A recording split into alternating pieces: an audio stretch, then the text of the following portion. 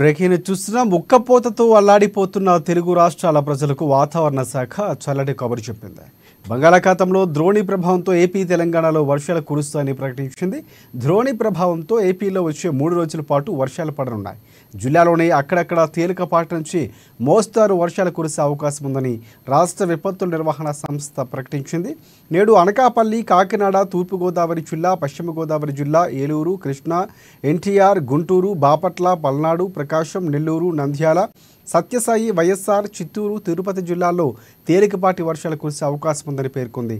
ఉరుములతో కూడిన వర్షం పడేటప్పుడు ప్రజలు అప్రమత్తంగా ఉండాలని అధికారులు సూచించారు.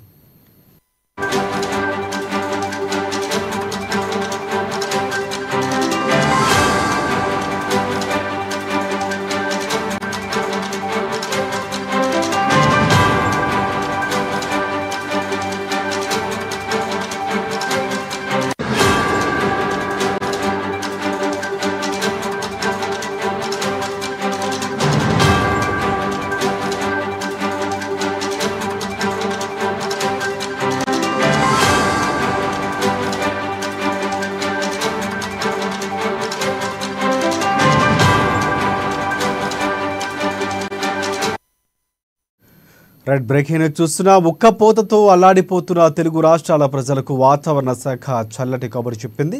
బంగాళాఖాతంలో ద్రోణి ప్రభావంతో ఏపీ తెలంగాణలో వర్షాలు కురుస్తాయని ప్రకటించింది. ఇక ద్రోణి ప్రభావంతో ఏపీలో వచ్చే 3 రోజుల పాటు వర్షాలు పడనున్నాయి.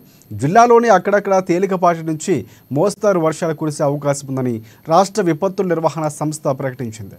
నేడు అనకాపల్లి, కాకినాడ, తూర్పుగోదావరి జిల్లా, పశ్చిమ గోదావరి, ఏలూరు, కృష్ణా, ఎన్టీఆర్, గుంటూరు, బాపట్ల, పల్నాడు, ప్రకాశం, నెల్లూరు, నంద్యాల, సత్యసాయి, వైఎస్ఆర్, చిత్తూరు, తిరుపతి జిల్లాల్లో తేలికపాటి వర్షాలు కురిసే అవకాశం ఉందని పేర్కొంది.